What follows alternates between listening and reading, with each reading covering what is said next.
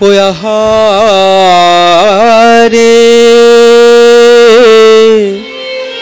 আরে ও সুর আরে আরে সুর ধুনি তীরে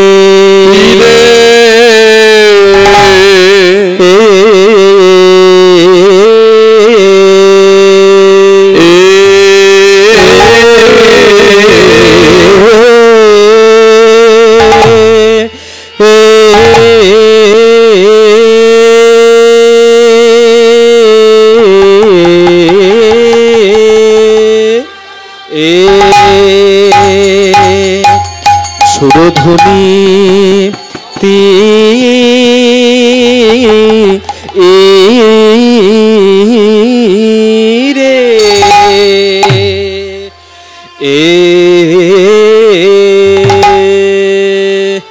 গোড়া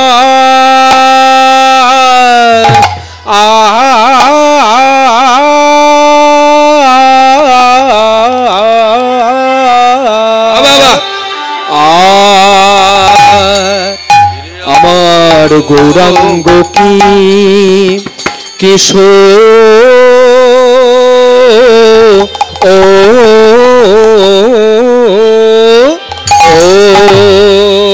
ও কি আহারে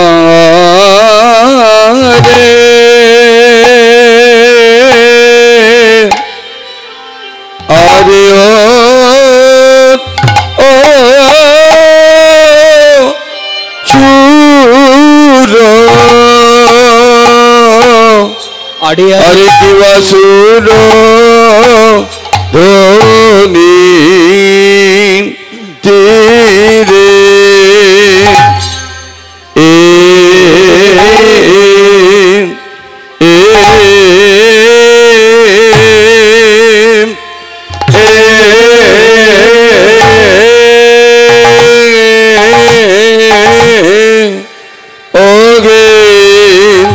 কিবা সুরধ্বনি রে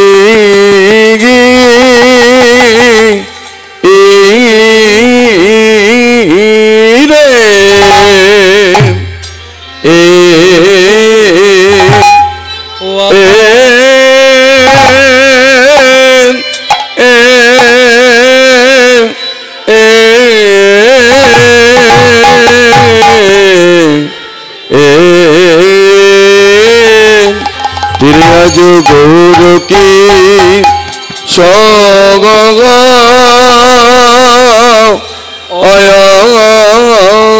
রে ও আহারে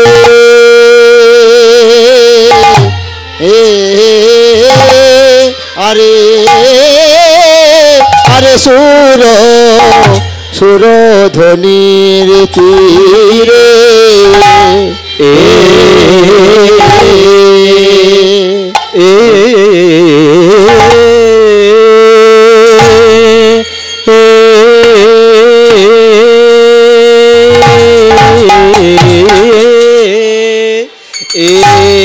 সুরধ্বনি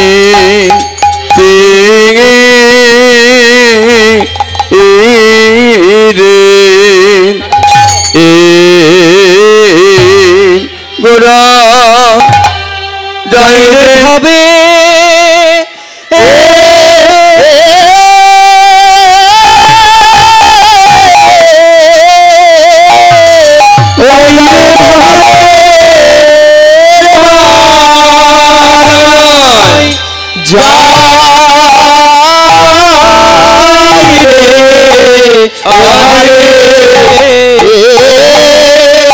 আরে সুর সুর ধ্বনির তীরে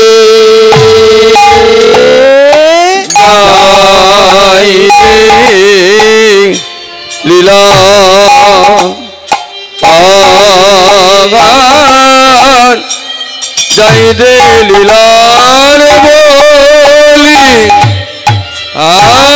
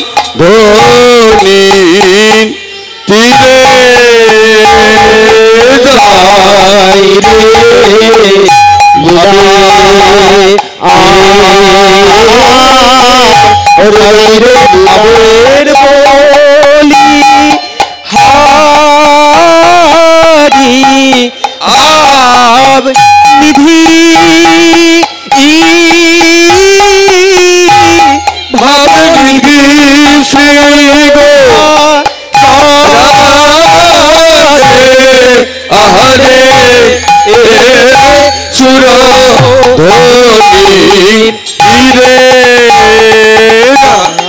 রে লীলা আর যাই রে লীলার বলি ভাবনি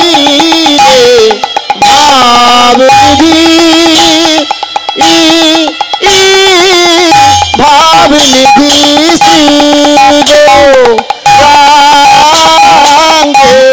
ওয়ারে সুরধনির লীলা আর গাইবে লীলার বলি হাত পিবে ভাবনি গীত ওরে ভাবনি গীত শ্রী গো রাগে আরে সুর ধ্বনি ধীরে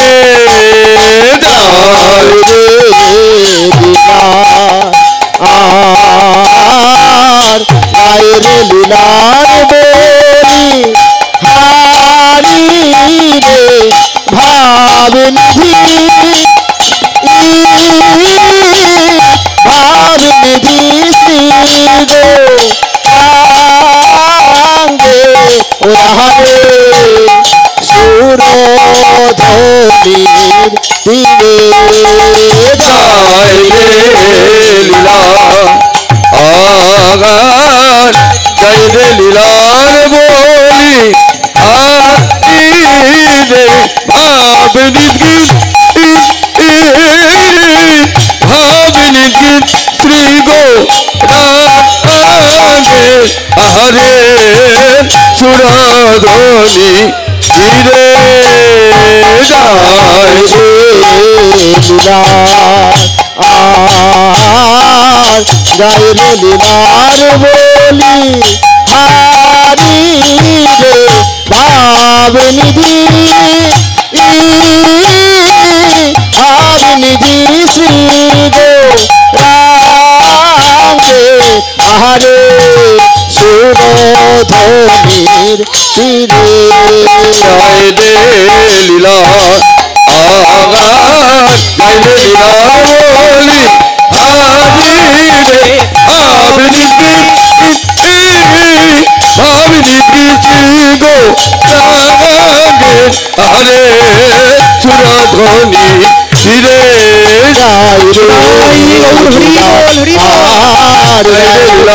বলি হারি রে ভাবনি শ্রী গো রাগে আরে সুরধনি ধীরে ও কি আহারে আহা মোদি মোদি আহারে আহা মোদি মোদি আহারে আহা মোদি মোদি আহারে আহা মোদি মোদি আহারে আহা মোদি মোদি আহারে আগা মোরি রে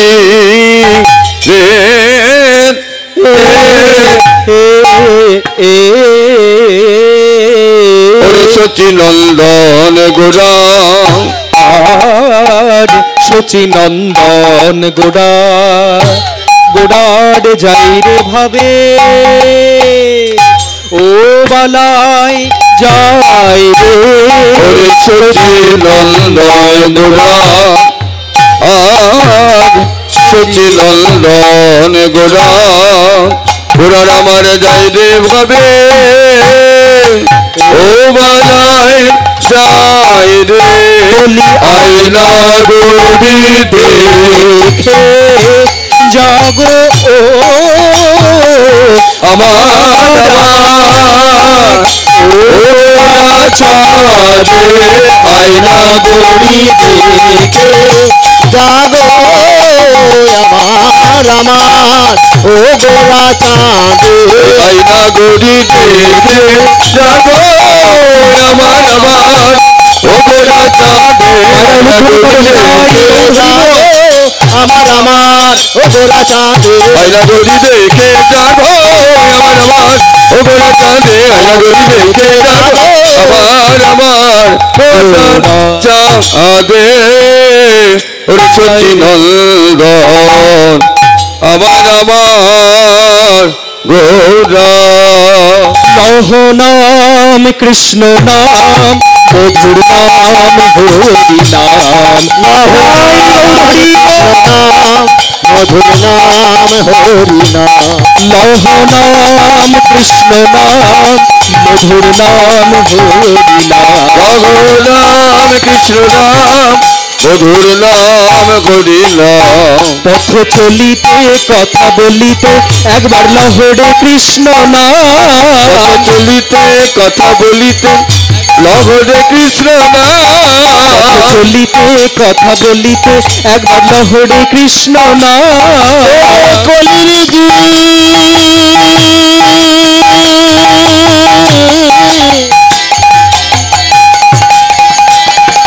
তোরা বলে নে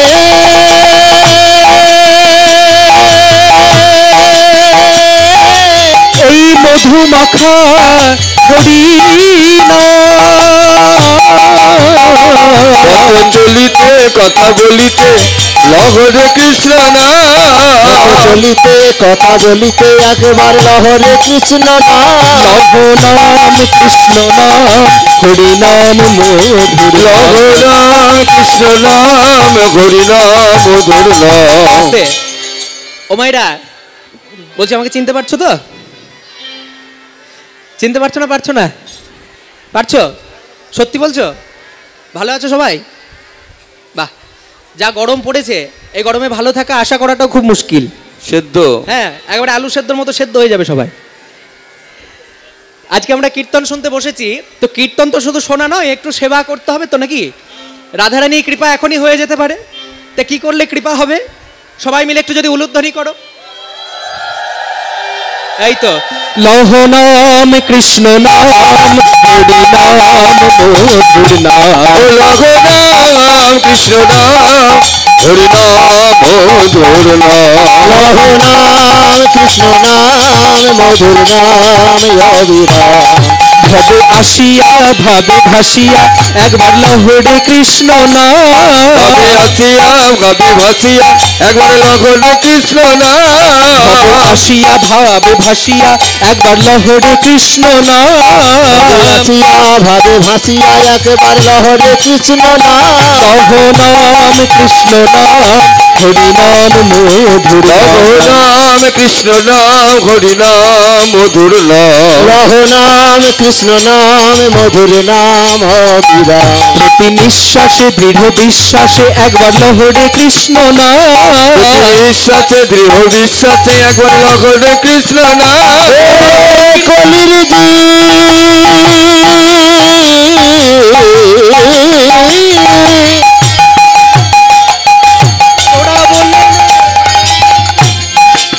তোরা বলে নে রে মধু মাখা কৃষ্ণ প্রতি নিঃশ্বাসে দৃঢ় বিশ্বাসে একবার লহরে কৃষ্ণ নাম বিশ্বাসে দৃঢ় বিশ্বাসে একবার লহরে কৃষ্ণ নাম শয়নে কি বা স্বপনে জাগরণে লহ নাম শয়নে কি বা স্বপনে জাগরণে কৃষ্ণ নাম শয়নে কি বা স্বপনে জাগরণে লহ নাম শয়নে কি বা স্বপনে জাগরণে লহ নাম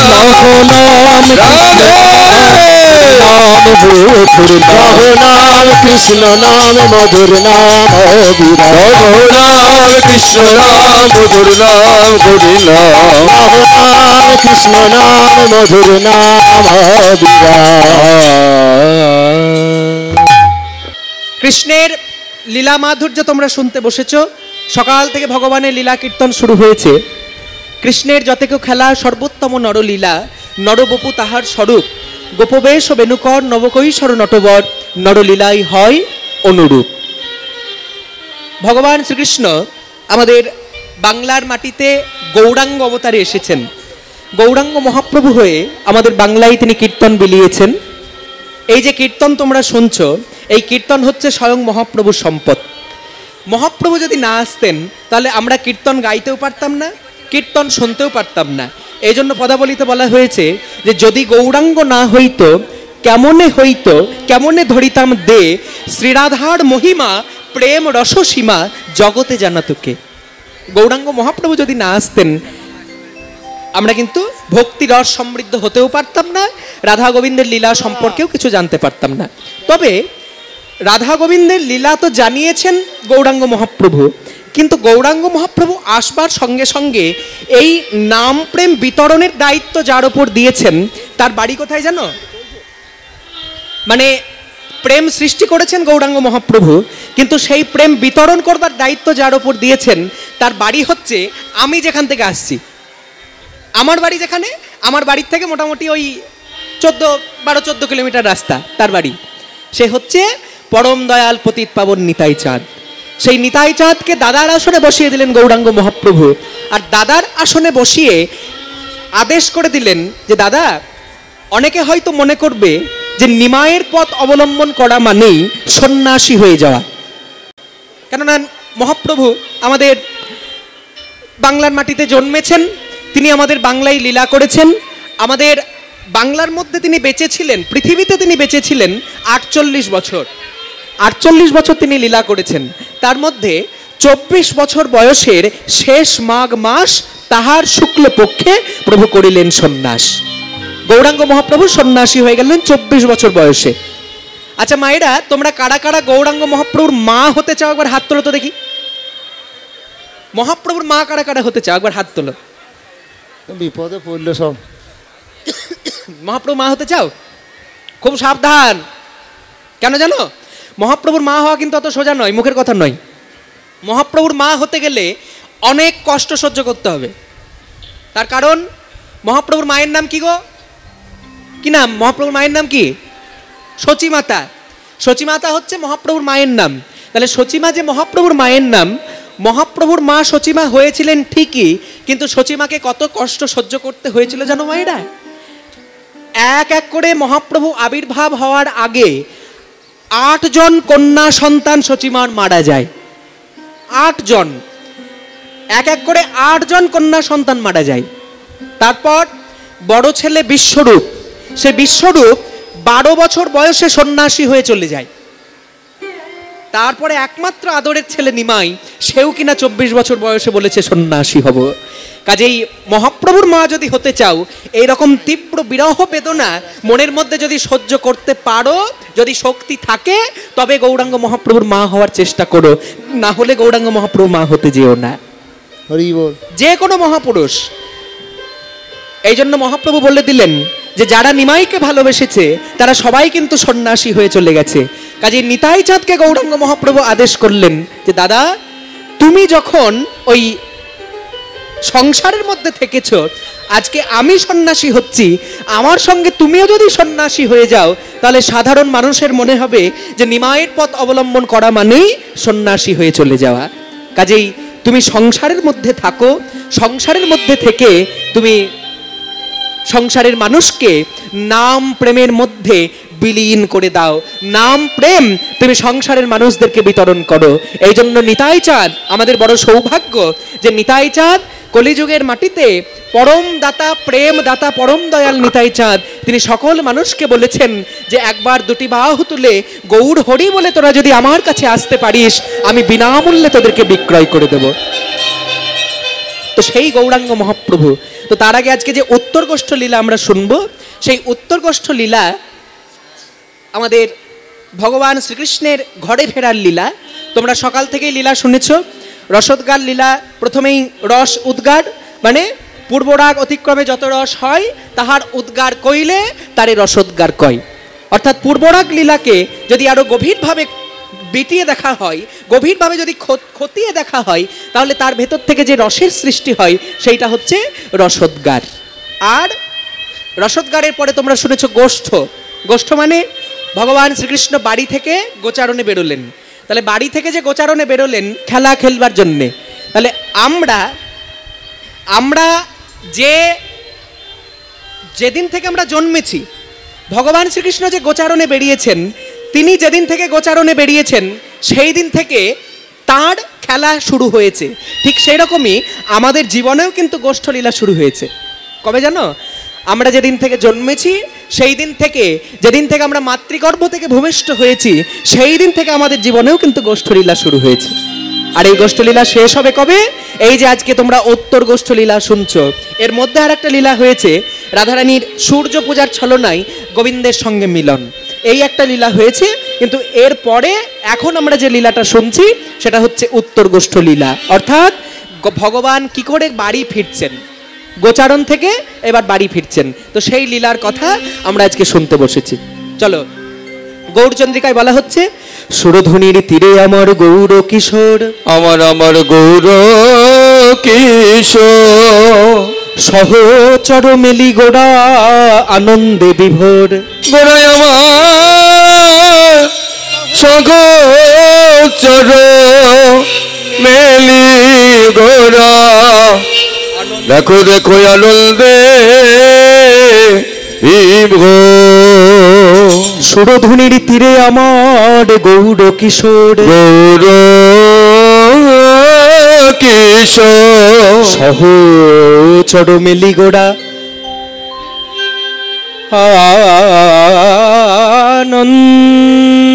আনন্দে আনন্দে আনন্দে আনন্দে আনন্দে বিভোর।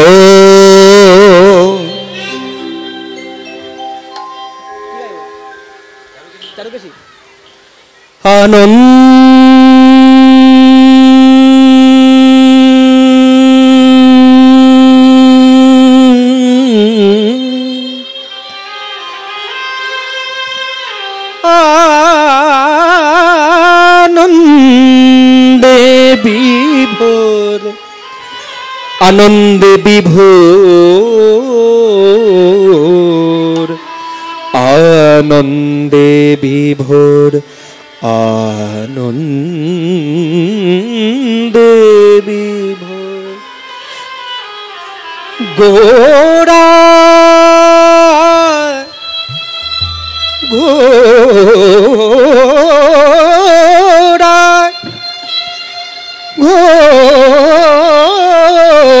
ঘোড়া ঘোড়া আনন্দে বিভোর। সুরধুনির তীরে আমার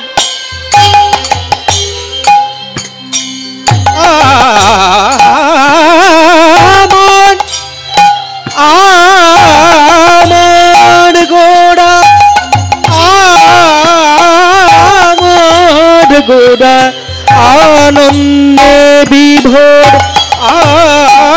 আনন্দে বিভোর, আনন্দে বিভোর। সুরধ্বনি তীরে সুরধ্বনি তীরে সুরধ্বনি তীরে গোড়া, গোড়ায় আমার আনন্দে আনন্দে বিভোর। সুরধ্বনি তীরে গোড়া আমার আনন্দে সুরধুনি তীরে সুরধুনির তীরে আমার আমার গৌরাঙ্গ কিশোর, গৌরাঙ্গ কিশোর, গৌরাঙ্গ কিশোর, গৌরাঙ্গ কিশোর, গৌরাঙ্গ কিশোর। সুরধুনি তীরে সুরধুনির তীরে সুরধুনির তীরে আজ আমার গৌরাঙ্গ কিশোর গৌরাঙ্গ মগম পগম রে সরে নি সা মগম পগম রে সরে নি সা নি ধা পা ধা মা পা গম প গম প রে রে গা গা মা পা গম রে সা রে রে গা মা পা গা মা রে সা বাবা। নি দা সা গা গা সা নি দা পা দ ম প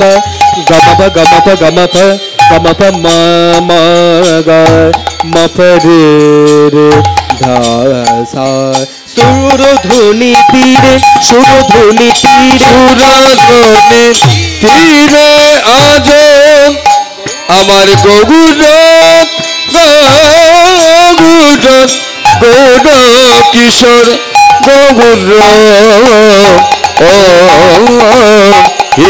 কিশোর। জানি তাই যে রাগের ওপর আমরা গৌরচন্দ্রিকা গাইছি, রাগটার নাম হচ্ছে চারুকেশী রাগ। আগে শুনিয়েছি, তবু আরেকবার শোনাতে ইচ্ছে হলো। চারুকেশী রাগের ওপর আমরা গৌরচন্দ্রিকা গাইছি। এই রাগে আমাদের সকল শ্রদ্ধেয় শিল্পী, শ্রদ্ধেয় মান্না দে বাবু খুব সুন্দর একটা গান গেয়েছেন এই চারুকেশী রাগের ওপরে। তোমরা অনেকেই শুনেছো, আমি যদি বলে দিই তাহলে বুঝতে পারবে। গাইবো, দু লাইন গাইবো, খুব সুন্দর গান। ও চাঁদ সামলে রাখো জোছনাকে, ও চাঁদ সামলে রাখো জোছনাকে, কারো নজর লাগতে পারে, কারো নজর লাগতে পারে, মেঘেদের উড়ো চিঠি উড়েও তো আসতে পারে। ও চাঁদ সামলে রাখো জোছনাকে, ও চাঁদ সামনে রাখো জোছনাকে।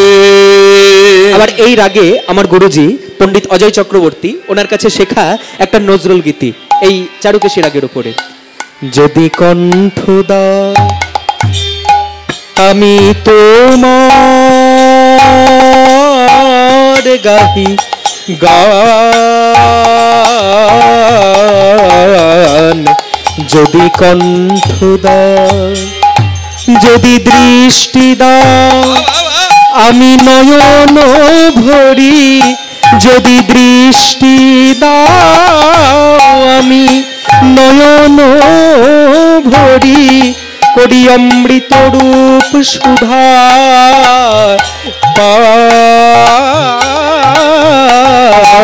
পান, যদি কণ্ঠ দাও, যদি কণ্ঠ দাও। সে চারুকেশী রাগের ওপর আমরা গৌরচন্দ্রিকা গাইছি। পাগা ডেকা সারে নিসা মা গামা পা গামা ডে সারে নিসা ধা নিসা ধা নিসা ধা নিসা সুরধ্বনি তীরে আজ গৌর গৌর কিশোর গৌর কিশোর গৌর গৌর কিশোর। হে ভাগ্যবান কলির জীব, তোমরা নয়ন ভরে একবার গৌরাঙ্গ মহাপ্রভুর দিকে দেখে নাও। ওহে ভাগ্যবান কলির জীব, পরম দয়াল পতিত পাবন গৌর হরি, সেই গৌর হরি আমাদের সুরধ্বনি গঙ্গার তীরে আজকে খেলা খেলছেন। কি খেলা? খেলে হরি নামের খেলা, খেলা হরি নামের খেলা, খেলে হরি নামের খেলা, খেলে হরি নামের খেলা, ভক্ত সঙ্গে শচী দুলালা খেলে হরি নামের খেলা, ভক্ত চলে সচি দুলালা খেলে হরি নামের খেলা, ওই ভক্ত সঙ্গে শচী দুলালা হরি নামের খেলা, ওই ভক্ত সঙ্গে শচী দুলালা খেলে হরি নামের খেলা, ওই ভক্ত চলে সচি দুলালা খেলে হরি নামের খেলা। আনন্দ ধরে না, আনন্দ ধরে না, আনন্দ ধরে না, আনন্দ ধরে না। আচ্ছা মায়েরা, এখনকার দিনে খেলা কি কি হয় বলো তো? হ্যাঁ, এখানে এখানে মাইক্রোফোন বল, কি খেলা বল? PUBG, free fire. হ্যাঁ হ্যাঁ ঠিক, ফ্রি ফায়ার, পাবজি। কোনো কষ্ট এখনকার নেই, দিনে খেলা পরিশ্রম হচ্ছে নেই। এইগুলো, তাই তো? Cricket, football, free fire, PUBG. কিন্তু গৌরাঙ্গ মহাপ্রভু কিসের খেলা খেলছেন? কি খেলা?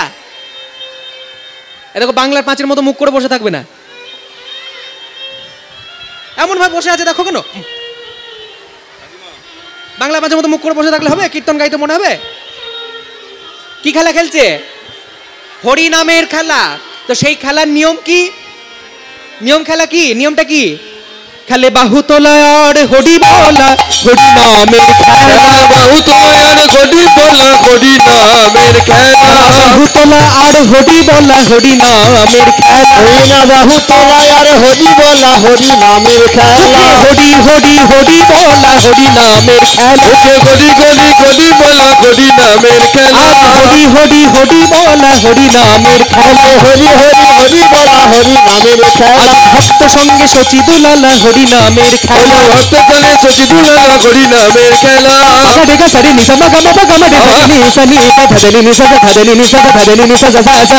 ভক্ত চলে শচী দুলালা, হরি নামের খেলা। গামা পা গামা রে সারি নি পা গামা পা গামা রে সারি নি পা ধনি নিশা ধা ধনি নিশা সা ধনি নিশা সা সা। ভক্ত সঙ্গে শচী দুলালা, হরি নামের খেলা।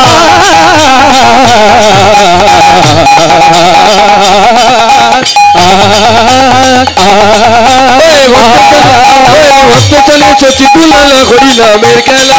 সারি নিশা মা গামা পা গামা রে সারি নিশা সানি ধনি দা পা ধা পা মা পা মা গা রে গা মা ধনি দা রে গা মা ধনি দা রে গা মা ধনি দা। সঙ্গে শচী দুলালা, হরি নামের খেলা। ভক্ত সঙ্গে শচী দুলালা, হরি নামের খেলা। ভক্ত চলে শচী দুলালা, হরি নামের খেলা। ভক্ত সঙ্গে শচী দুলালা, হরি নামের খেলা। ভক্ত সঙ্গে শচী দুলালা খেলে বাহু তোলা হরি বলা। ভক্ত সঙ্গে শচী দুলালা,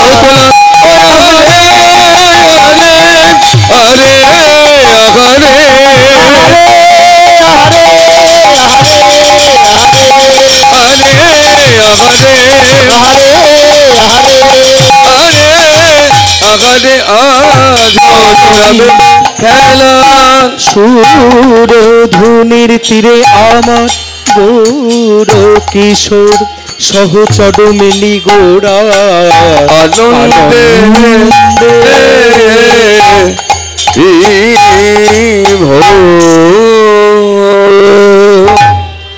आनंद लीलामय विग्रहाय हे माभ दिव्य छवि सुंदराय तस्मै महाप्रेम रस प्रदाय चैतन्य चंद्राय नमो नमस्ते। तस्मै महाप्रेम रस प्रदाय चैतन्य चंद्राय नमो नमस्ते। নমঃ। जय निताई, जय राधेश्याम, जय महाप्रभु।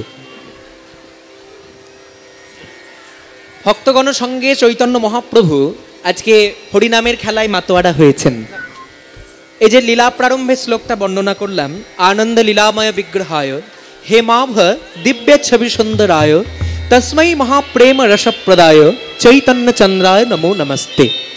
এই শ্লোকটা যে বললাম, এই শ্লোকটা যিনি রচনা করেছেন তিনি প্রথম জীবনে গৌরাঙ্গ মহাপ্রভুকে দুচক্ষে দেখতে পারতেন না, মানে মহাপ্রভুর সঙ্গে তাদের মেলবন্ধনই হতো না। এই শ্লোকটা যার রচনা তিনি থাকতেন পুরী ধামে, তার নাম হচ্ছে প্রকাশানন্দ সরস্বতী পাদ। সেই প্রকাশানন্দ সরস্বতী গৌরাঙ্গ মহাপ্রভুকে প্রথম জীবনে যখন দেখতে পারেননি, মানে গৌরাঙ্গ মহাপ্রভু যখন সন্ন্যাস নিয়ে পুরী ধামে চলে যায়, পুরী ধামে যাওয়ার পর মহাপ্রভু কি করতো জানো?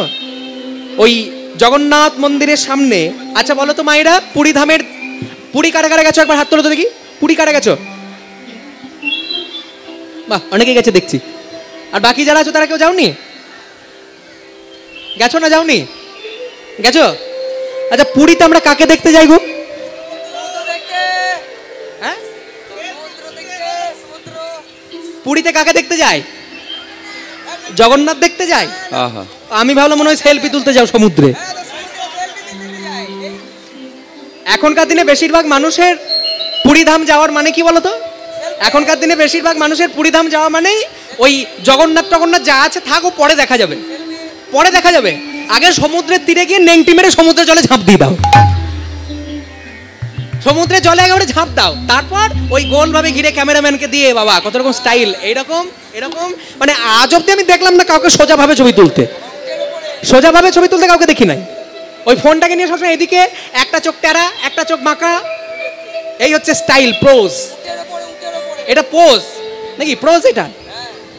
তাহলে হ্যাঁ, উটের ওপর, ঘোড়ার ওপর, তার মানে তুমি তুলেছো ভালোই। তাহলে পুরীধামের আসল দেবতা কি সমুদ্র নাকি?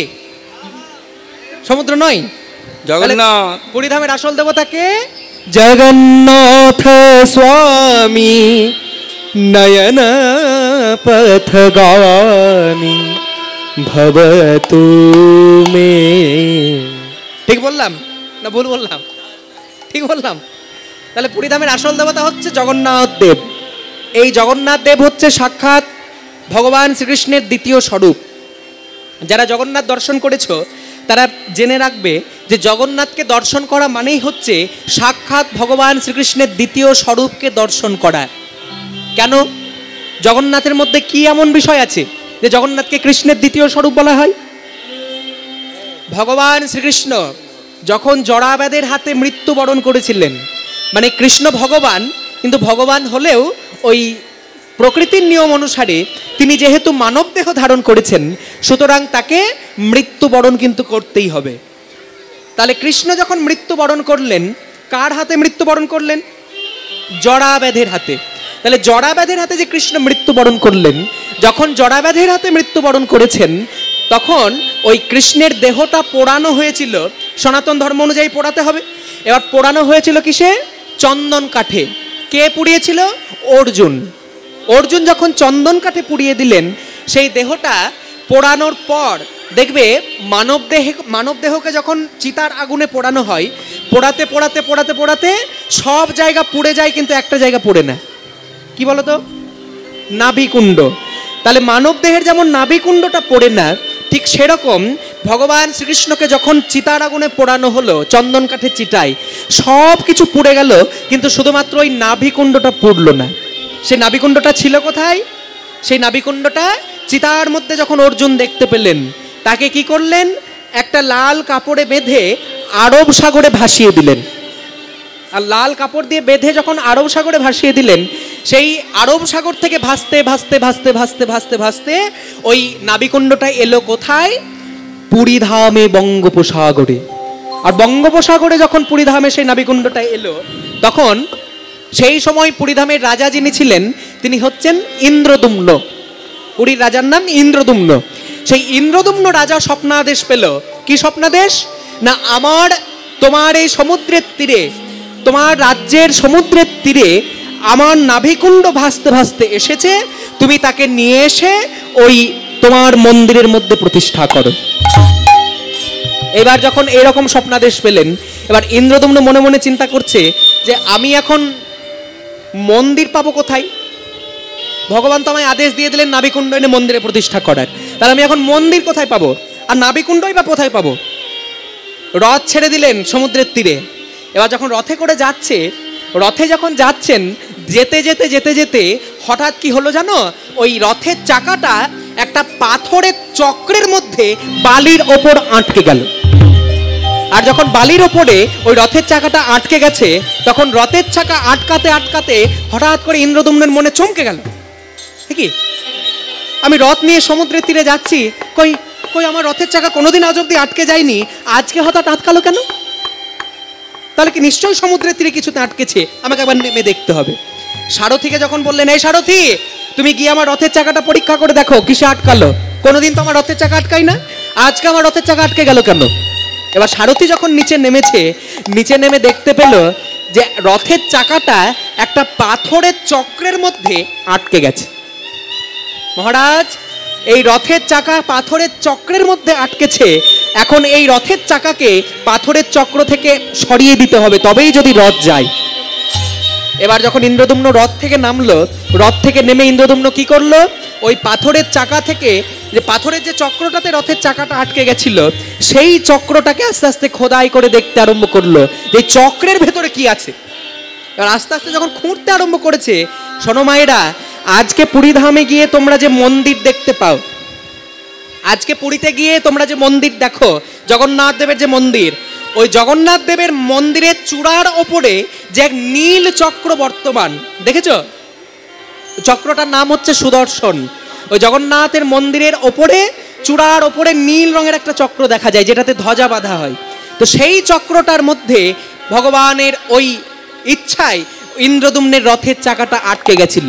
আর আজকে যে মন্দিরটা তোমরা দেখতে পাও, অত বড় যে মন্দিরটা, ওই মন্দিরটা ওই রথের চাকার থেকে যখন ওই চক্রটার নিচে যখন ইন্দ্রদুম্ন খুঁড়তে আরম্ভ করলো, মাটি খুঁড়ে খুঁড়ে খুঁড়ে খুঁড়ে ওই পুরো বিশাল মন্দিরটিকে ইন্দ্রদুম্ন মাটির তলা থেকে বের করেছিলেন। ওই মন্দিরটা বালির তলা থেকে বের করা হলো। কে বার করলেন? রাজা ইন্দ্রদুম্ন। এবার রাজা ইন্দ্রদুম্ন যখন বের করলেন মন্দিরটা, এইবার ইন্দ্রদুম্ন মনে মনে চিন্তা করছে যে মন্দির না হয় আমি বের করলাম, এবার মূর্তি কোথায় পাবো? যাই, আমি বরং একটু সমুদ্রের তীরে গিয়ে দেখে আসি। এবার সমুদ্রের তীরে যখন দেখতে গেছে, নিতাই গৌর হরি বল, হরি বল। তো যখন পুরীধামে ওই সুন্দরভাবে যখন মন্দিরটি বের করা হলো বালির তলা থেকে, তখন এবার ইন্দ্রদুম্ন মনে মনে চিন্তা করছে যে মন্দির না হয় বের করলাম, এবার মন্দিরের ঠাকুর পাবো কোথায়? মন্দির না হয় বালি খুঁড়ে বের হলো, এবার মন্দিরের ঠাকুরটা কোথায় পাবো? ঠাকুরটা পেলো কোথায়? মানে ওই যে ইন্দ্রদুম্ন স্বপ্নাদেশ পেয়েছিল যে সমুদ্রের জলে নাভিকুণ্ড ভেসে ভেসে আসছে, এবার ওই নাভিকুণ্ডটা থেকে যখন তুলে নিয়ে এলো ইন্দ্রদুম্ন সমুদ্রের জল থেকে, তখন সমুদ্রের জল থেকে তুলে আনার পর এবার মূর্তি কোথায় পাবে এই চিন্তা যখন করছে, চিন্তা করতে করতে করতে করতে দেখতে পেল যে সমুদ্রের তীরে সুন্দর একটা গাছ, যার রং হচ্ছে 4 রকমের।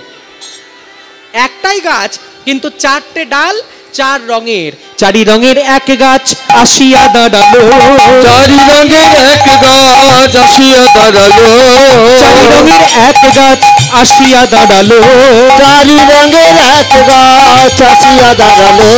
ইন্দ্রদুম্নের মনে কত আনন্দ বাড়িল, ইন্দ্রদুম্নের মনে কত আনন্দ বাড়িল, ইন্দ্রদুম্নের মনে কত আনন্দ বাড়িল। ইন্দ্রদুম্নের মনে কত আনন্দ বাড়িল। তাহলে কি বললাম মায়েরা?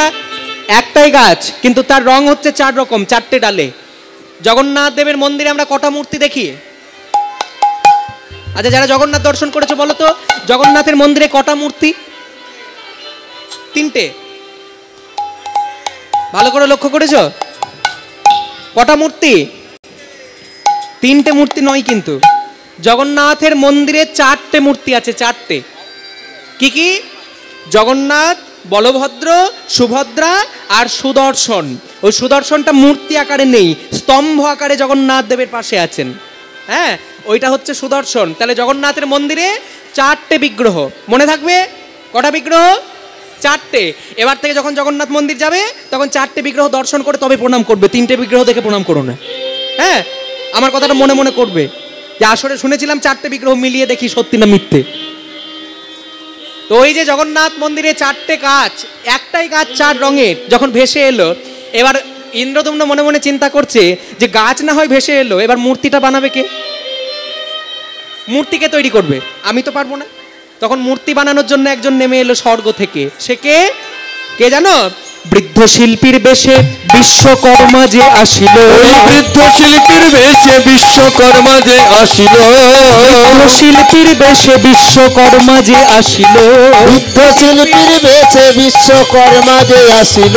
এবার মূর্তি তৈরি করব বলি বচন পারিল, মূর্তি তৈরি করব বলে বচন পারিল। মহারাজে জয় হোক, জয় হোক, মহারাজ ইন্দ্রদম্ন কি জয়। কে গো তুমি? এই বুড়ো, এই বুড়ো, আমার জয়ধ্বনি করছো কে তুমি? মহারাজ, ওই যে কাঠটা আপনি কুড়িয়ে এনেছেন সমুদ্রের জল থেকে, আমি মূর্তি তৈরি করব। আমার নাম কি জানেন? কি নাম? অনন্ত বাসুদেব রানা। কি নাম? অনন্ত বাসুদেব রানা। অনন্ত বাসুদেব রানা। আমি মূর্তিকার। ও, তুমি মূর্তি তৈরি করো, কারিগর? হ্যাঁ। বাহ, কুমোর না কামার না ছুতর? না, আমি ভাস্কর। আচ্ছা আচ্ছা। ব্রাহ্মণ গো। এইবার যখন মূর্তি তৈরি করবার জন্য বিশ্বকর্মা এসেছে, বিশ্বকর্মা এসে বলছে আমি মূর্তি তৈরি করব। বেশ, তাহলে তৈরি করো। তা তুমি তো একে তো বুড়ো, একে তো বুড়ো, হাত পা নিয়ে নড়তে পারো না, কোমর টোমর ভেঙে গেছে, তো তুমি মূর্তি তৈরি করবে কি করে? বলে আমি মূর্তি তৈরি করব, কিন্তু একটা শর্ত আছে। কি শর্ত? আমি যতদিন মূর্তি তৈরি করব, আমার মূর্তি বানাতে সময় লাগবে 18 বছর, 18 দিন, 18 দিন, 18 দিন আমার মূর্তি বানাতে সময় লাগবে। তো সেই 18 দিন মূর্তি তৈরি করবার সময় যেন কেউ ঘরের ভেতরে প্রবেশ না করে, দরজা বন্ধ থাকবে, দরজার বাইরে আপনি 100টা ঢাক বাজানোর ব্যবস্থা করে দেবেন, 100টা ঢাক বাজবে, আর যতক্ষণ ঢাক বাজবে ওই 18 দিন যেন ঘরের ভেতরে কেউ প্রবেশ না করে। বেশ, তবে তাই হোক। এবার 18 দিন ধরে মূর্তি তৈরি হচ্ছে, আর 18 দিন ধরে যখন মূর্তি তৈরি হচ্ছে, ঘরের ভেতর ঢাক বাজছে বাইরে, দরজার বাইরে, আর ভেতরে মূর্তি তৈরি হচ্ছে, কোনো শব্দ শোনা যাচ্ছে না। এবার গুন্ডিচা, গুন্ডিচাকে, সে হচ্ছে ইন্দ্রদুম্নের স্ত্রী, মানে যাকে আমরা জগন্নাথের মাসি বলে জানি। রথযাত্রার দিন জগন্নাথ যায় কোথায়? মাসির বাড়ি। মাসির নাম কি? গুন্ডিচা, যে হচ্ছে রাজা ইন্দ্রদুম্নের স্ত্রী। এবার সেই ইন্দ্রদুম্নের স্ত্রী এসে বলছে, মহারাজ, ও মহারাজ, বলছি ওই বুড়ো মানুষটা আজ থেকে 7 দিন আগে মূর্তি তৈরি করতে ঢুকেছে, এখনো মূর্তি তৈরি করার কোনো নাম নেই, দরজাও বন্ধ, ভেতরে কি হয়েছে কিছু বুঝতেও তো পারছি না। বলছি মরে টরে গেল না তো? আবার কোনো শব্দ টব্দ পাচ্ছি না, মরে গেল না তো? না না, মরে কেন যাবে, সে তো এমনিতেই 18 দিন সময় নিয়েছে, তার সময়টা শেষ হোক, তারপর দরজা খুলবে। না না মহারাজ, আমার আর তর্স হচ্ছে না, আমাকে এক্ষুনি দরজা খুলে দেখতে হবে। দাঁড়াও দাঁড়াও, ও যখন বারণ করেছে তুমি দরজা খুলতে যেও না। 7 দিন যায়, 8 দিন যায়, 10 দিন যায়, এবার 10-11 দিন পর গুন্ডিচার মনে আর তর্স হলো না, একেবারে গিয়ে দরজাটা যেই না ধাক্কে খুলে ফেলেছে, দেখতে পেল কি? জগন্নাথ দেবের অসম্পূর্ণ মূর্তি দাঁড়িয়ে আছে। আমার প্রভু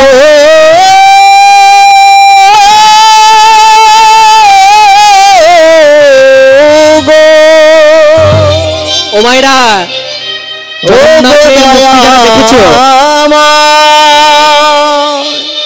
ও গো করুণা,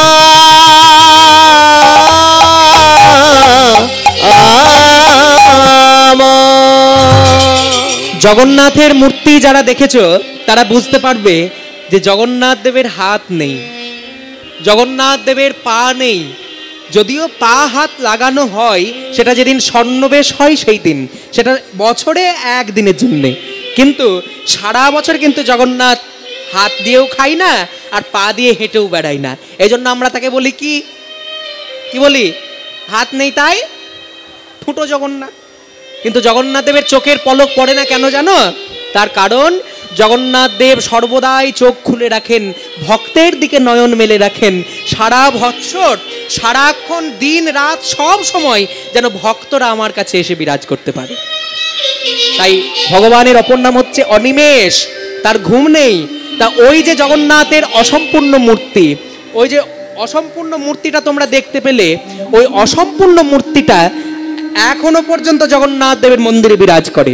কিন্তু প্রত্যেক 9 বছর অন্তর অন্তর জগন্নাথ দেবের মূর্তি পরিবর্তন করা হয়, যেটাকে বলা হয় জগন্নাথের নবকলেবর। মানে আজকে যারা পুরী যাচ্ছ, 9 বছর পর কিন্তু আর সেই মূর্তি দেখতে পাবে না, ওই মূর্তি কিন্তু পরিবর্তন হয়ে যায়, নতুন মূর্তি আনা হয়। আর ওই ইন্দ্রদুম্ন যখন জগন্নাথের ওই রকম মূর্তি দেখতে পেল, আকাশ থেকে দৈববাণী হলো, হে ইন্দ্রদুম্ন, এই অসম্পূর্ণ মূর্তিতেই তুমি আমার নাভিকুণ্ডকে এনে প্রতিষ্ঠা করো, আমি আমার এই মূর্তিতেই বিরাজ করতে চাই। তাই ইন্দ্রদুম্ন কি করলো? ওই অসম্পূর্ণ মূর্তির মধ্যে জগন্নাথ দেবের ওই কৃষ্ণের নাভিকুণ্ড এনে জগন্নাথের মূর্তির মধ্যে প্রবেশ করালো, আর জগন্নাথ দেবের মধ্যে প্রাণ প্রতিষ্ঠা করানো হলো। এবার প্রত্যেক 9 বছর অন্তর অন্তর যখন জগন্নাথ দেবের নবকলেবর উদযাপন হয়, অর্থাৎ যখন জগন্নাথের পুরনো মূর্তি পরিবর্তন করে নতুন মূর্তি আনা হয়, তখন ওই পুরনো মূর্তি থেকে ওই পুরনো নাভিকুণ্ডটাকে নতুন মূর্তিতে স্থানান্তরিত করা হয়। আর যে ব্রাহ্মণ ওই নতুন মূর্তিতে পুরনো মূর্তি থেকে নাভিকুণ্ডটাকে নিয়ে এসে স্থানান্তরিত করেন, সেই ব্রাহ্মণের লাল কাপড় দিয়ে চোখ বন্ধ করে দেওয়া হয়, লাল কাপড় দিয়ে চোখ বন্ধ করে দেওয়া হয়। আর ওই লাল কাপড়ে যখন চোখ বাঁধা থাকে, যেদিন তারা সেই ব্রাহ্মণ ওই মূর্তি থেকে নতুন মূর্তিতে নাভিকুণ্ড স্থানান্তরিত করেন, তার ঠিক 1 বছরের মধ্যে তিনি মারা যান। এখনো পর্যন্ত সেই নিয়ম জগন্নাথ দেবের মূর্তিতে চলে আসছে। পুরীধামে যেদিন মূর্তি উদযাপন করা হয়, নবকলেবর উদযাপন যেদিন হয়, সেই দিন পুরীধামে সমস্ত লাইট বন্ধ করে দেওয়া হয়, শুধুমাত্র চূড়ার উপরে প্রদীপ জ্বলে। আর ওই একটা প্রদীপের আলোতে সমস্ত পুরীধাম আলোয় আলোকিত হয়। এখনো পর্যন্ত সেই নিয়ম বর্তমান, যে ব্রাহ্মণ ওই নাভিকুণ্ড পরিবর্তন করবে চোখ বন্ধ করে, সেই ব্রাহ্মণ তার ঠিক 1 বছরের মধ্যে শেষ নিঃশ্বাস ত্যাগ করবে। তাহলে তর্ক তো হতেই পারে, তর্কর খাতির তো হতেই পারে। কি তর্ক হতে পারে? যে যদি মারাই যাবে, ব্রাহ্মণ যদি শেষ নিঃশ্বাস ত্যাগই করবে, তাহলে নাভি পরিবর্তন করার দরকারটা কি?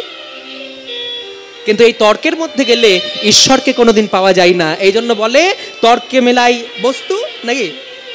ঠিক বিশ্বাসে বিশ্বাসে মিলাই বস্তু, বিশ্বাসে মেলাই বস্তু, তর্কে বহু দূর। তাহলে তর্কে গেলে হবে না।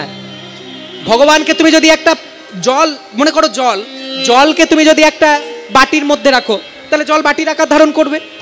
জলকে যদি তুমি একটা গ্লাসের মধ্যে রাখো, জল গ্লাসের আকার ধারণ করবে। জলকে যদি তুমি থালার মধ্যে রাখো, জল থালা হবে। কিন্তু জলকে যদি আগুনে রাখো, আকার ধারণ করবে? বাষ্প হয়ে কিন্তু উড়ে যাবে। ঠিক সেই রকমই ঈশ্বরকে তুমি যদি বিশ্বাস করো, তাহলে ঈশ্বর তোমার, আর ঈশ্বরকে যদি বিশ্বাস না করো, ঈশ্বর কারণ নয়। আর তোমার বিশ্বাস অবিশ্বাসের ওপর ঈশ্বরের অস্তিত্ব নির্ভর করে না। হ্যাঁ, ভগবানের কিচ্ছুটি যায় আসে না, তুমি তাকে বিশ্বাস করলে কি বিশ্বাস করলে না। যদি তাকে বিশ্বাস করো, তাহলে ভগবান তোমাকে করুণা করবেন, আর যদি বিশ্বাস না করো, ভগবান তোমায় করুণা করবেন না। এটাই স্বাভাবিক। তাহলে কলিযুগের ভগবানকে বুঝতে পারলে তাহলে জগন্নাথের তত্ত্বটা। জগন্নাথকে কেন সাক্ষাৎ কৃষ্ণের দ্বিতীয় স্বরূপ বলা হয়? তাহলে তোমরা যারা জগন্নাথকে দর্শন করেছো, তারা সবাই সাক্ষাৎ ভগবান শ্রীকৃষ্ণের দ্বিতীয় স্বরূপ দর্শন করেছো। হ্যাঁ, তাহলে কলিযুগের ভগবান কে? কলিযুগের ভগবান কে? দাপর যুগে ভগবান কৃষ্ণ, ত্রেতা যুগে ভগবান রাম, সত্য যুগের ভগবান নারায়ণ। তাহলে কলিযুগের ভগবান কে? গৌরহরি। বাহ, কলিযুগের ভগবান হচ্ছে গৌরহরি। সেই গৌরাঙ্গ মহাপ্রভু আজকে খেলা খেলছেন। কি খেলা? খেলা এ বিনোদ খেলা আমার গোড়া বনমালী, খেলো গে বিনোদ খেলা,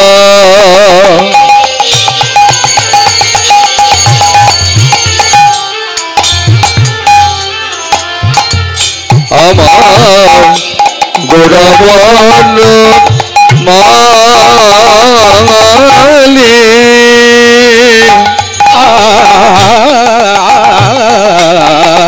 খেলা এ বিনোদ খেলা বিনোদ খেলা আমার গোড়া বনমালী,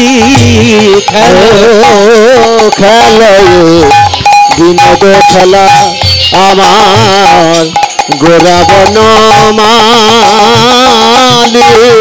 দেখো দেখো পুলিন বিহার করি ভকত মণ্ডলী, পুলিনা বিগত কবি ভকত মণ্ডলী, পুলিন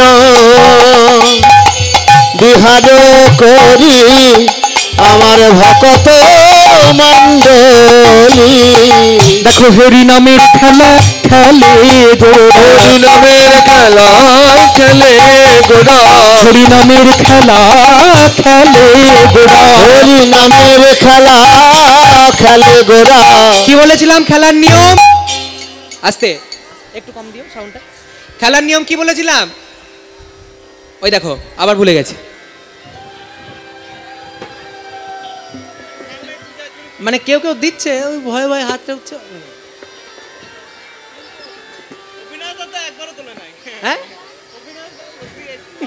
ওর পিছনে কেন লাগছিস? হাতটা তুলতে যাচ্ছে, গরমে লোক পেলি না, আবার আবার হাতটা তুলছে, আবার নেমে যাচ্ছে। গরম লাগছে। হ্যাঁ, কি বললাম? নিয়মটা কি? খেলার নিয়ম কি? সবাই হাত তোলো। হরি বল। হরি নামের খেলা গৌরাঙ্গ মহাপ্রভু খেলছে। খেলে বাহু তোলার হরি বলা, হরি নামের খেলা খেলে গোরা, বাহু তোলায়ার হরি বলা, হরি নামের খেলা খেলে গোড়া, খেলে বাহু তোলা আর হরি বলা। ওই ভক্ত সঙ্গে সচি দুলা, হরি বলা, সঙ্গে সচি তুলালা, বাহু তোলা হরি বলা, সঙ্গে সচি তুলালা, বাহু তোলা হরি বলা, সঙ্গে সচিব আমার বাহু তোলে আর গদি বলা সঙ্গে সচিব বাহু তোলে আর গদি বলা সঙ্গে সচিব বাহু তোলে আর হরি বলা হরি নামের খেলা হেলে গোড়ায় বিবাদ করে ভকত মণ্ডলী ভকত মণ্ডলী। ও মায়েরা, আজকে যে গৌরাঙ্গ মহাপ্রভু খেলা খেলছেন, আমরা খেলবো না? হ্যাঁ খেলবো। আচ্ছা, কারা কারা মহাপ্রভুর খেলার সঙ্গী হতে চাও না একবার উলুধ্বনি করো তো দেখি। বাহ বাহ বলে হারি, আরো জোরে দাও। দারুণ ব্যাপার। এই শোনো, তোমাদেরকে না আমি অস্কার দেবো। হ্যাঁ, পুরস্কার তোমাদেরকে অস্কার দেবো। বাহ। কেন বলো তো? ওই প্রত্যেক বছর এসে একই টিপস দিয়ে যায়, তোমরা ধরতে পারো না। প্রত্যেক বছর এসে একই টিপস দিই, কিন্তু ধরতে পারে না। হ্যাঁ, অস্কার দেবো তোমাদেরকে, চিন্তা নেই। কি বললাম? কারা কারা গৌড়ের খেলার সঙ্গী হতে চাও না একবার উলুধ্বনি করো।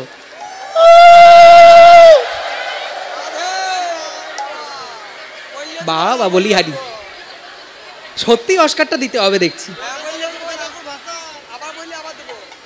আরেকবার দেবে? দেবে? দাও দেখি। মানে খেলবে খেলবে সঙ্গী হবে, বুঝেছো?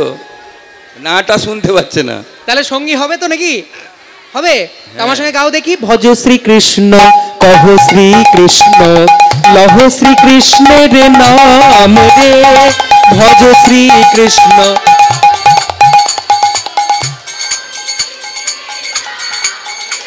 বাবা ম্যারম্যার করছে কেন? হ্যাঁ, ম্যারম্যার করছে কেন?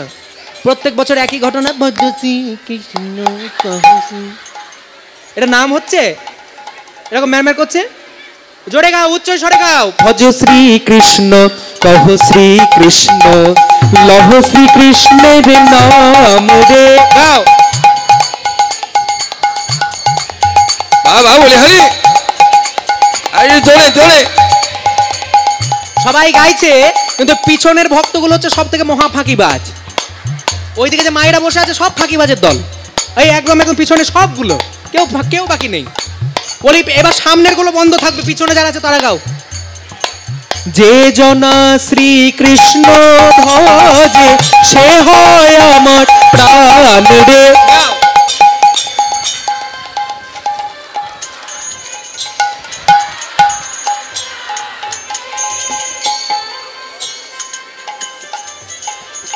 বলি তোমরা গাইবে না গাইবে না? বাড়ি থেকে কি প্রতিজ্ঞা করেছো?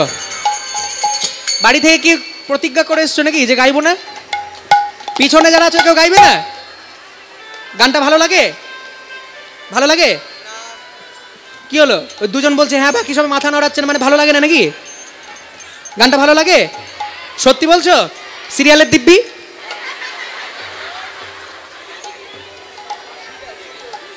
সত্যি বলছো তো? তাহলে গাও আমার সঙ্গে। ভজ শ্রীকৃষ্ণ কহ শ্রীকৃষ্ণ লহ শ্রীকৃষ্ণের নাম রে। জোরে গাও।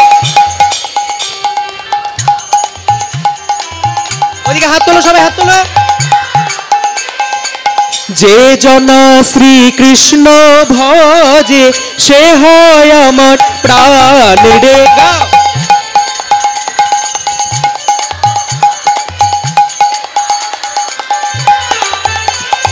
একবার দিন গেলে হা শ্রীকৃষ্ণ যে বলে একবার রে। দিন গেলেন হাতে কৃষ্ণ যে বলে একবার রে। দিন গেলে হা শ্রীকৃষ্ণ যে বলে একবার রে। দিন গেলে হা শ্রীকৃষ্ণ যে বলে একবার রে। সে যেন আমার হয় আর আমি হই তার রে। সেই জন্য আমার হয় আমি হই তার রে।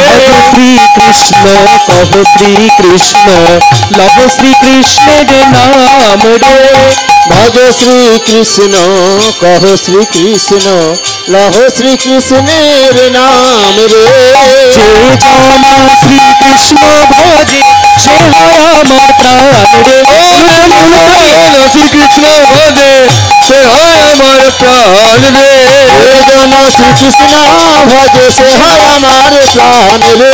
ভজ শ্রীকৃষ্ণ কহ শ্রীকৃষ্ণ লহ শ্রীকৃষ্ণে নাম রে। এবার সুরধুনী গঙ্গার তীরে যখন গৌরাঙ্গ মহাপ্রভু খেলছেন, খেলতে খেলতে খেলতে খেলতে হঠাৎ করে যখন পশ্চিম আকাশের দিকে তাকালেন মহাপ্রভু, পশ্চিম আকাশের দিকে যখন তাকিয়েছেন দেখতে পেলেন গগনে আর বেলা নাই। এখন আর বেলা আছে? বেলা নেই। তাহলে উত্তর গোষ্ঠর তাৎপর্য কি? এই যে এখন যেমন আর বেলা নেই, দিনের যেমন তিনটি সময়, প্রাতঃকাল, মধ্যাহ্নকাল আর একটা কি সন্ধে, সায়াহ্ন। তাহলে সকালবেলা, দুপুরবেলা আর সন্ধেবেলা। তাহলে এই যে যেমন তিনটি কাল দিনের, ঠিক সেই রকমই আমাদের এই মানব দেহেরও কিন্তু দিনের তিনটি কাল। এই যে উত্তরগোষ্ঠ লীলা ভগবানের ঘরে ফেরা নয়, আসল তাৎপর্যটা কি? আসল তাৎপর্য হচ্ছে আমাদেরকেও আমাদের ঘরে ফিরতে হবে। কোন ঘর? যে বাড়ির নাম ঠিকানা তোমরা ছোটবেলা থেকে মুখস্থ করেছো সেই নাম ঠিকানা কিন্তু নয়। আমাদের আসল ঘর কোনটা? আমাদের আসল ঘর হচ্ছে যিনি আমাদেরকে মায়ের কোলে পাঠিয়েছেন, যিনি আমাদেরকে মায়ের কোলে জন্ম দিয়েছেন, সেই স্বয়ং ভগবান শ্রীকৃষ্ণ, যিনি গোলকে বিরাজ করেন। শুনে নাও, গোলক, বৈকুণ্ঠ আর স্বর্গ তিনটি বিষয়ের কিন্তু পার্থক্য আছে। অনেকে হয়তো আমরা মনে করি যেটা গোলক সেটাই বৈকুণ্ঠ, কিন্তু গোলক আর বৈকুণ্ঠ কিন্তু এক জিনিস নয়। স্বর্গ হচ্ছে যেখানে দেবতারা বসবাস করেন, সেটা হচ্ছে স্বর্গ। যেখানে কৃষ্ণ সপরিবারে তাদের সখাদেরকে নিয়ে বিরাজ করেন, সেটা হচ্ছে গোলক। আর যেখানে স্বয়ং শঙ্খচক্র গদাপদ্মধারী নারায়ণ বা বিষ্ণু বিরাজ করেন, সেটা হচ্ছে বৈকুণ্ঠ। তিনটি জায়গা কিন্তু আলাদা, শুনতে একই মনে হয়, কিন্তু তিনটি জায়গা কিন্তু এক নয়। যেখানে নারায়ণ থাকেন সেটা হলো বৈকুণ্ঠ, যেখানে কৃষ্ণ থাকেন সেটা হচ্ছে গোলক, আর যেখানে দেবতারা থাকেন সেটা হচ্ছে স্বর্গ। তাহলে আমাদের আসল ঘর হচ্ছে গোলক বৈকুণ্ঠ ধাম। গোলক ধাম যেখানে ভগবান শ্রীকৃষ্ণ সপরিবারে বিরাজ করেন। আমরা প্রত্যেকে হলাম ভগবানের সখা আর সখী। কেউ কেউ ভগবানের কাজ করবার জন্যে আমরা এই মর্তধামে আগমন করেছি। আর যেদিন আমাদের এই মর্ত থেকে আমরা আবার আমাদের আপন ঘরে ফিরে যাব, সেইটা হবে আমাদের জীবনের উত্তরগোষ্ঠ লীলা। কাজেই উত্তরগোষ্ঠ মানে শুধুমাত্র ভগবানের ফিরে যাওয়া নয়, উত্তরগোষ্ঠ মানে হচ্ছে আমাদের নিজেদের জীবন কার্য সম্পূর্ণ করে আমরা যেদিন আমাদের আপন ঘরে ফিরে যাব, সেই দিন হবে আমাদের জীবনের উত্তরগোষ্ঠ। আজ গৌরাঙ্গ মহাপ্রভু সুরধুনী গঙ্গার তীরে যখন খেলছিলেন সহচরদের সঙ্গে নিয়ে, সহচরদেরকে ডেকে আজকে গৌরাঙ্গ মহাপ্রভু বলছে, দিন অবসান, দিন অবসান, অবসান,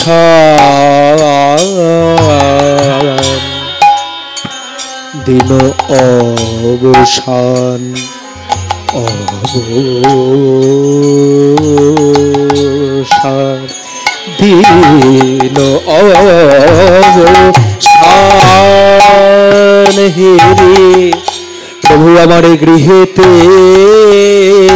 চলিলা। দিন অবসান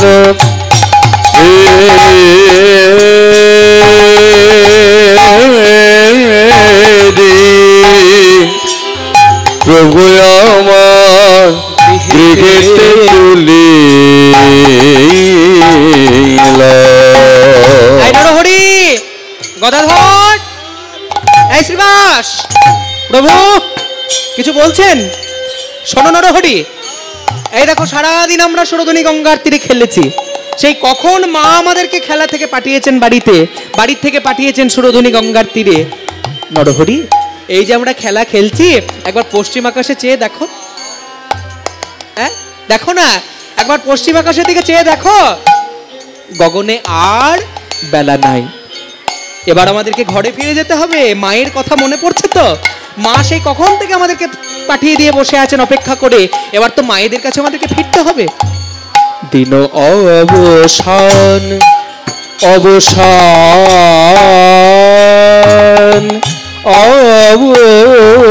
অবসান, হেরি প্রভু আমার গৃহেতে চলিলা। দিল অবসান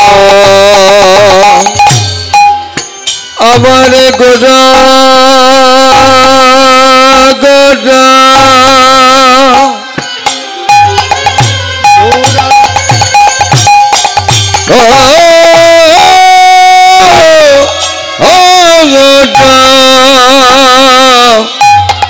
গোরা আমার গোরা আমার গোরা সলিলা পমধা পম গমধা পম গম গরে মগরে সা দিল অবসান দিল অবসান দিল অবসান ভেদি প্রভু আমার গোরায় আমার গৃহেতে চলিলা। জননী চরণে আসি। আস্তে।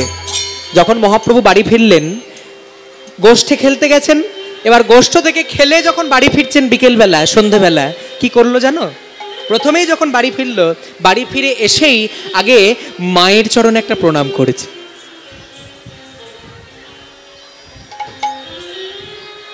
আর মায়ের চরণে যখন মহাপ্রভু আজকে প্রণাম করলো, সঙ্গে সঙ্গে মায়ের চরণে কেন প্রণাম করলো?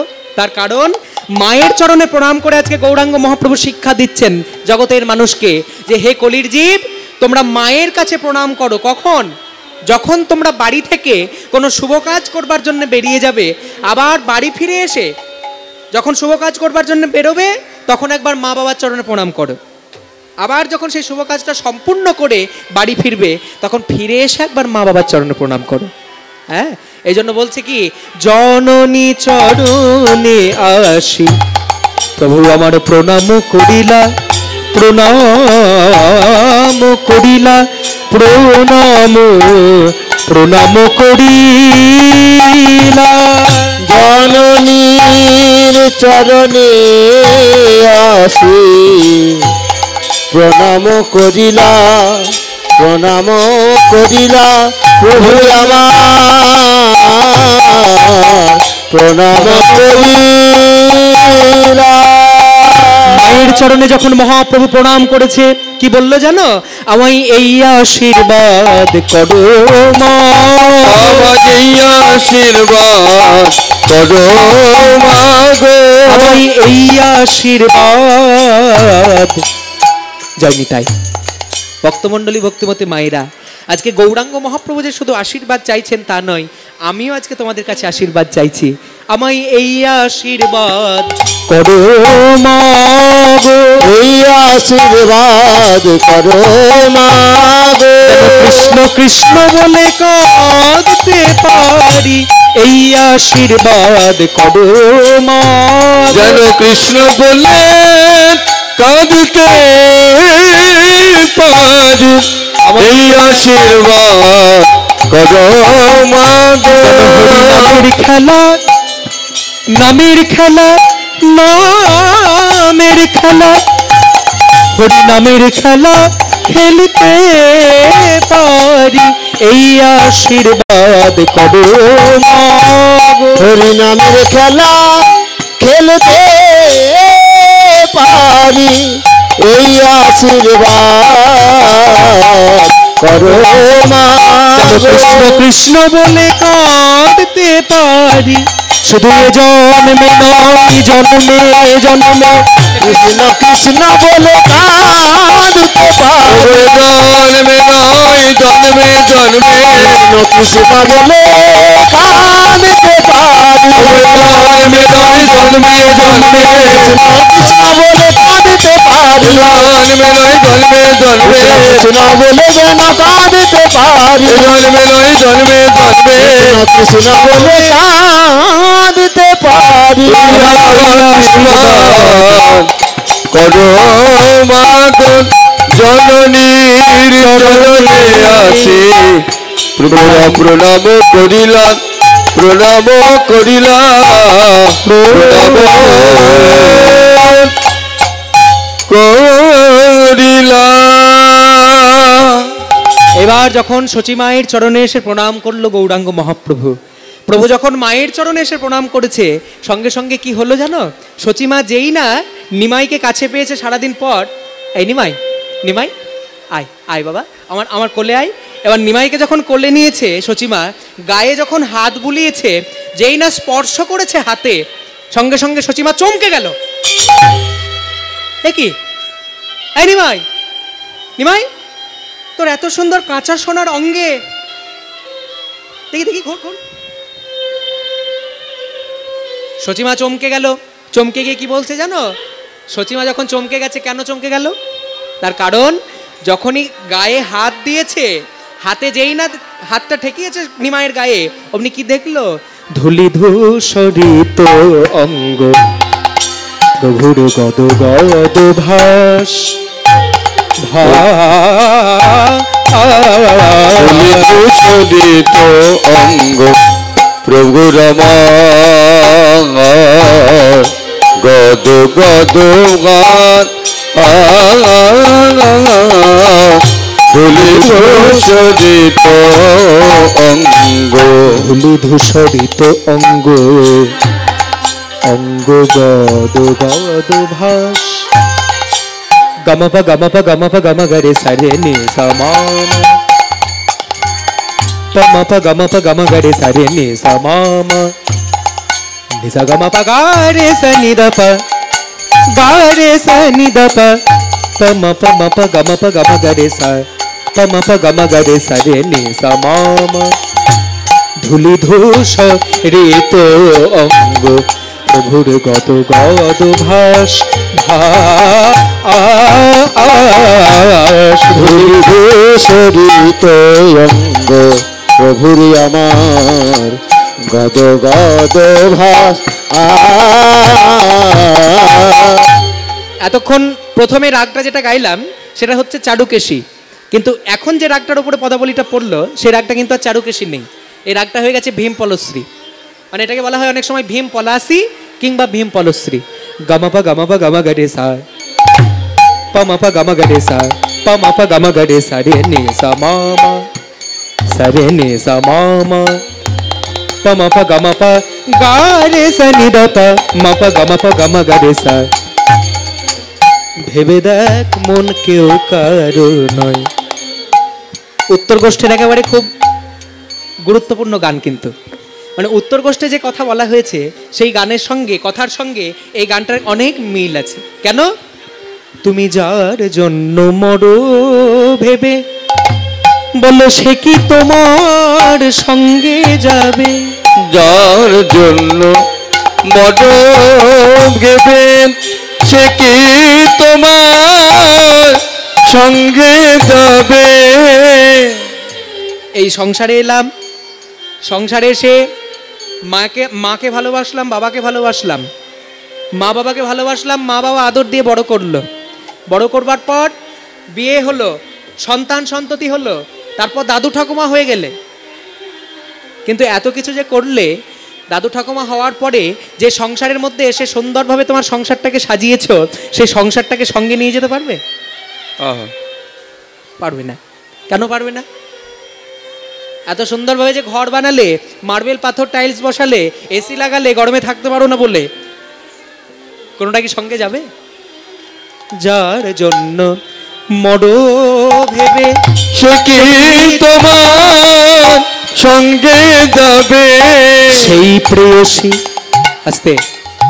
যে বউকে এত আদর যত্ন করে ভালোবাসলে, যে বউকে ভালোভাবে খাওয়ালে, পড়ালে, মানুষ করলে, যখন তুমি মারা যাবে, তোমার বাড়িতে যখন ওই তোমার মৃতদেহটাকে নিয়ে আসা হবে, যে বউকে ভালোবাসলে সেই বউ যখন মৃতদেহ নিয়ে যাওয়া হবে, পিছন থেকে গোবর জল গুলে ছড়া দেবে।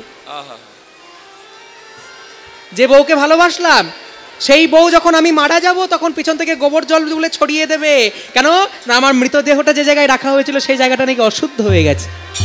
সেই প্রেয়সী দেবে ছড়া, সেই তোমার সেই প্রেয়সী দেবে ছড়া, অমঙ্গল হবে বলে তোমার এক মন কেউ কারণ ভূমণ্ডল ভেবে এক মন কেউ কারণ ভুলো না দক্ষিণা কালী বধ হয়ে মায়া যেন ও তুমি ভুলো না দক্ষিণা কালী বদ্ধ হয়ে মায়া জালে ভেবে এক মন কেউ কারণ মিছে ভ্রম ভুবণ্ডলে গরে সারে নি সামা ধুলি ধূস ঋত অঙ্গ বলি দূষরিত অঙ্গ গোড়ার গদ গদ ভাত আহারে এই নরহরি, নরহরি, তুই আমার গৌরকে ধুলো মাখিয়েছিস? হ্যাঁ, তুই মাখিয়েছিস? তাহলে কে মাখিয়েছে? এই কথা ধর, আমার আমার গৌরকে ধুলো মাখিয়েছ? মাখাওনি? এই গৌরী দাস মাখিয়েছ? না গো মা। শ্রীবাস, কেউ মাখাওনি? আরে গৌরকে মাখাতে হবে কেন, সে তো নিজেই মাখে। কে মাখিয়েছে গৌরকে ধুলো? সচিমা ধমক দিচ্ছে সবাইকে, আমার গৌরের এত সুন্দর অঙ্গে কে ধুলো মাখিয়েছে? ও যে আপনি মাখে মা। বল বল, কে ধুলা দিয়েছে? ওরে কে ধুলা দিয়েছে? কে ধুলা দিয়েছে? ধুলা দিয়েছে আমার কাঁচা সোনা গোড়া অঙ্গে, বল কে ধুলা দিয়েছে? কাঁচা সোনা গোড়ায় অঙ্গে কে ধুলা দিয়েছে? আমার কাঁচা সোনা। আস্তে, এদিকে মায়ের জিজ্ঞাসা করছি, তোমরা কেউ ধুলো মাখিয়েছো? কেউ ধুলো মাখিয়েছো গৌরকে? মাখাওনি? সত্যি বলছো? কেউ মাখাওনি তো? তোমরা কেউ মাখিয়েছো? ও পিছনে যারা আছে তারা কেউ মাখিয়েছে? যা বাবা, তাহলে মাখালো কে? সবাই তো বলছেন না মাখাইনি, তাহলে মাখালো কে? সচিমা চমকে গেছে, আমার কাঁচা সোনা গোড়া অঙ্গে বলো কে ধুলা দিয়েছে? কাঁচা সোনা গোড়ার অঙ্গে কে ধুলা দিয়েছে? আমার কাঁচা সোনা গোড়া অঙ্গে। সঙ্গে সঙ্গে নিতাই চাঁদ এসে বলে, মা, ও মা, মা, আরে দাঁড়াও দাঁড়াও দাঁড়াও, ওই ধুলো মেখেছে বলে তো আমাদেরকে তুমি দোষারোপ করছো। আমাদেরকে বলছো, আমি নিতাই, আমাকে বলছো, গৌরী দাসকে বলছো, গদাধরকে বলছো কে ধুলো মাখিয়েছে। কিন্তু মা, তুমি কি জানো তোমার গৌর কে? তোমার গৌর কে তুমি জানো? গৌর, গৌর আমার নিমাই? বলে না, তোমার গৌর শুধু গৌর নয়, তোমার গৌর হচ্ছে রাধা কৃষ্ণের মিলিত অংশ। তোমার গৌর হলো রাধা কৃষ্ণের মিলিত অংশ। কখনো কখনো তার রাধা ভাব হয়, কখনো কখনো কৃষ্ণ ভাব হয়। আর যখন রাধা ভাব হয় তখন কৃষ্ণ কৃষ্ণ বলে ধুলাই গড়াগড়ি যায়, আবার যখন কৃষ্ণ ভাব হয় তখন রাধা রাধা বলে ধুলাই গড়াগড়ি যায়। হ্যাঁ, আর যখন তোমার নিমায় যখন এইভাবে ধুলোই গড়াগড়ি যায়, তখন মা, এই গদাধর নরহরি কেন, আমি নিতাই, আমি পর্যন্ত তোমার নিমাইকে ধরে রাখতে পারি না। তাই ধুলা কে মাখিয়েছে জানো? ধুলা আপনি মেখেছে, যে আপনি মেখেছে, ধুলা আপনি মেখেছে, আপনি ওই ধুলা মাখার স্বাদ জেগেছে, তাই আপনি মেখেছে। ধুলা মাখার সাথে জেগেছে আপনি মেখেছে, ধুলা মাখার সাথে জেগেছে আপনি মেখেছে। ধুলা মাখার সাথে জেগেছে আপনি ধুলা মাখার স্বাদ জেগেছে, তাই আপনি মেখেছে। ধুলা মাখার সাথে জেগেছে কেমন ভাবে মেখেছে?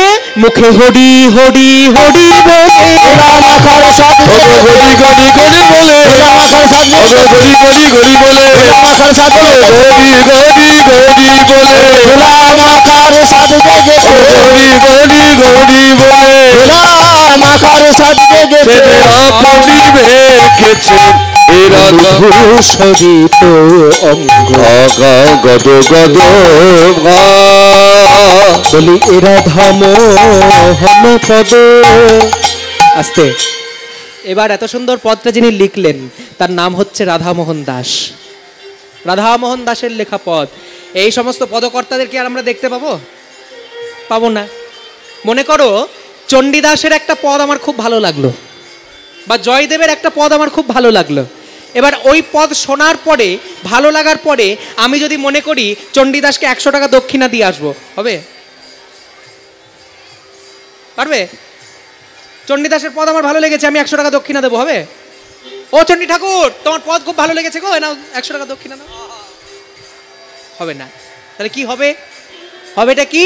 এই সমস্ত পদকর্তাদেরকে আমরা দেখতে পাবো না, শুধুমাত্র একবার শ্রদ্ধা জানাতে পারবো, তাই তো?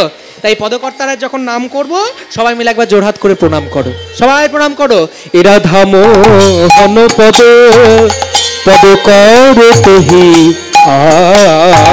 আগা এ রাধা মগন পদ পদ তেহি পদ তেহি। এবার যখন সচিমা আস্তে আস্তে গৌড়ের অঙ্গ থেকে ধুলোগুলো ঝেড়ে ঝেড়ে ফেলে দিচ্ছে, তখন কি হলো জানো? সচিমা যখন ধুলোগুলো ঝাড়ছে, পদকর্তা এক পাশ থেকে আঁচলটা পেতে দাঁড়িয়ে আছেন। মা, ও মা, ধুলোগুলো তুমি ফেলে দিচ্ছ? মা, ধুলো ফেলে দিও না, ফেলে দিও না। এই দেখো, আমি আমি আমার আঁচল পেতে দিচ্ছি। আঁচলেও যদি দিতে না পারো, আমি আমার মস্তকটা পেতে দিলাম। আমার গৌড়ের চরণ ধুলো আমার মাথায় দাও। ওই ধুলার লাগি বসে আছি, দাও দাও আমায় দাও। ধুলার লাগি বসে আছি, দাও দাও আমায় দাও। ধুলার লাগি বসে আছি, দাও দাও আমায় দাও। ধুলার লাগি বসে আছি, দাও দাও আমায় দাও। ওই ধুলার লাগি বসে আছি মা, এ যে আমার গৌড়ের রাঙা চরণ ধুলা। ধুলার লাগি বসে আছি, চরণ ধুলার লাগি বসে আছি, চরণ ধুলার লাগি বসে চরণ ধুলার লাগি বসে চরণ ধুলার লাগি বসে চরণ ধুলার লাগি বসে আছি। আমায় মাত্রায় দাও। রাধা মোহন পদ ও কর তেহি কর তেহি। গৌরাঙ্গ মহাপ্রভুকে যদি সেবা করতে চাও, নিজের মন থেকে সেবা করো, যত্ন করে সেবা করো।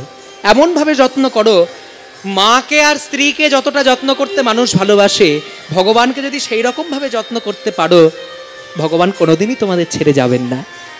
সে আদরে আদরে মানুষ, সে আমার মতো আমার কাছে অনাদরে থাকবে কেন? কোন দুঃখে অনাদরে থাকবে? তাকে যদি আদর করে রাখতে পারো, তাকে যদি যত্ন করে রাখতে পারো, তাকে যদি ভালোবেসে রাখতে পারো, হে গৌড়, আজ থেকে আমার একটাই পরিচয়, আমি তোমার চরণের দাস।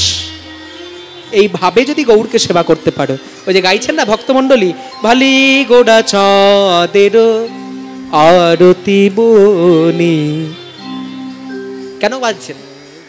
গৌরাঙ্গ মহাপ্রভুর আরতি হচ্ছে, আরতি করছে নরহরি গোড়া চাঁদের বদন হেরি, আরতি করে নরহরি গোড়া বদন ঘিরি ঘিরি, আরতি করে নরহরি আমার গোড়া চাঁদের বদন হেরি। তো আজকে গৌরাঙ্গ মহাপ্রভুর চরণে নিজেকে সবাই মিলে একবার নিমন্ত্রণ করে দাও, সবাই নিজেকে নিবেদন করো, আত্মসমর্পণ করো। নিতাই গৌর প্রেমানন্দে হরি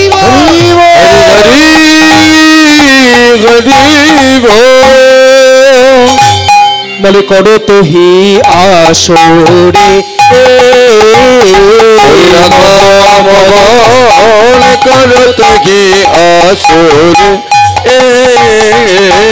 রাধা মোহন করো তোহি আসরে রাধা মোহন পদ করো তোহি আসরে রাধা মোহন পদ করো তোহি আসরে রাধা মোহন পদ করো তোহি আসরে আমরি মরি মোহন পদ করো তোহি আসরে আমরি মরি।